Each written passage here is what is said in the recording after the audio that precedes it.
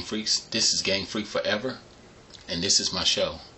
I just wanted to talk about the pickups that I got this week. I actually got an interesting pickup. I went in with the intentions on buying a bulk of games, so I hit up Craiglist. I was checking out a few retro stores, and I ended up hooking up with this one dude who he just happened to be getting rid of all his collection. He had like some old retro stuff from, I think, Coleco or Atari, all the way up to some current stuff, and he had all the pictures up on the web and everything. And I was thinking, man, I saw a big bulk of Sega games, and so I was thinking, man, I should go ahead and get that. But when I met up with him, he ended up showing me a different item and changed my whole mind, and I erased what I initially wanted, and I saw that, and I was like, okay, dude, what do you want for that? And we kept going back and forth trying to negotiate and trying to figure out which one would be better. So I was thinking, or as far as price range goes.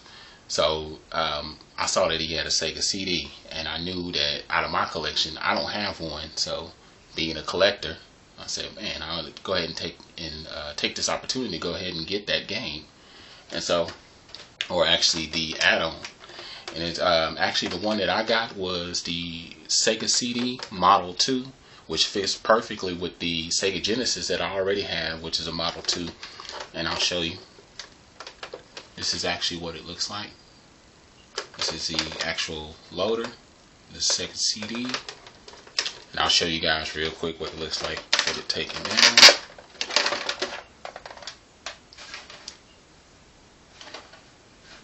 This is actually what it looks like without it.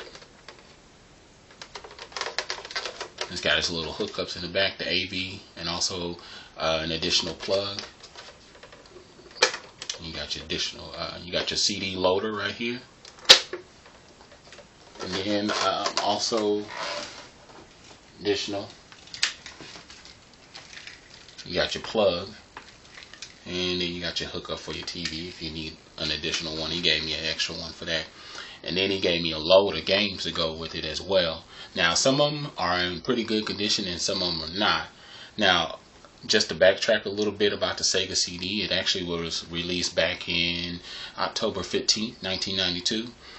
It was announced at the Chicago CSE, which is like the Consumer Electronics Show. And they pretty much were able to ship out a lot of the basically these products at that time, but it didn't do as well as they thought it was going to do. They was trying to keep the attention of everybody at that time between the Sega Genesis and Super Nintendo era, and they were getting ready to release the Sega Saturn, so they wanted to keep people attention. So this was pretty much one of the first optimized CD based kind of games to use. It wasn't the very first one, but it was almost the first one to release, and it was supposed to be one of those things that could enhance the experience. Some of the games are the same ones from the series, but for the most part, a lot of the games, if you do have any of Sega CD games, they're very rare because there wasn't like a mass amount of those games released. It was like a limited amount of those games released. That's what made them actually rare. So I'm going to go ahead and show you some of the games that he got for me. And keep in mind, some of them are in pretty good condition, some of them are not. The first one that I have is actually called Ground Zero, and it was a double disc. And as you can see, this one doesn't even have the case on it, which was fine. But here's the other disc inside of it.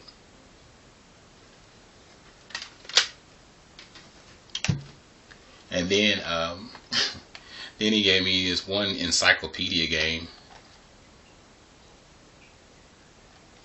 and it actually came complete. It's got the little disc in there and everything with the booklet. The next game is Soccer 94, and like I always tell you guys, always check and make sure the game is in there. In the middle of negotiating and talking about everything, open it up with no game in there.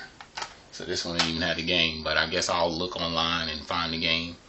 Now the next game that I got, instead of it actually coming in the case, it came in the box. It's called, let's see, Kids on Sight. This one did come with the disc, the booklet, and the game. Being that it's a CD-ROM, it comes inside of an actual CD slot little case. Now the next game that I got was Thunderstrike. I actually saw this on a fellow YouTuber that I watch, Happy Gamer Console, and I saw him playing this game, and I thought this was interesting. This one actually came complete. It's got the booklet and the game in there. Book's a little worn, little water damage on it. Next game that I got, it's actually called Midnight Raiders, and this one came complete. It's got the booklet and it's got the game in it as well. Some pretty interesting games. I'm pretty excited about it because I haven't even had a chance to play it. I've been so busy trying to figure everything out with my games. You know, I'm always constantly playing. Now the next game I got was Prize Fighter. Now this one didn't come with the booklet, but it is a double disc CD. So you got 2 CDs in here. You got your disc 1 and your disc 2. And this looks like an optimized game. Looks pretty interesting, so I'm gonna play that. Next one that I got is Revenge of Vengeance. Revenge is sweet. This is what it says on it. Revenge is sweet, they aren't. And this one came complete. Case is not all that together, as you can see. That was one of the things that I did read about the Sega CD cases. They were fairly cheap and they were easily damageable, so you just have to treat them like a fragile item. So the disc is in there and the booklet's right here, the case. So I'm definitely going to just keep that on my shelf. Just pull out the disc whenever I need it. The next game I got was Dracula Unleashed, and this one came complete. It's got the booklet, it's got the game in it.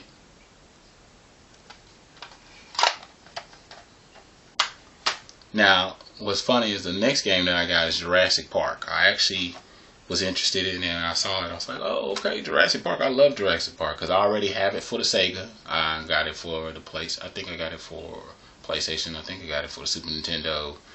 I pretty much got it for a lot of systems. But this one came complete. It's got this in here. It's got the booklet and it's got the game. And I actually like this little styrofoam in here.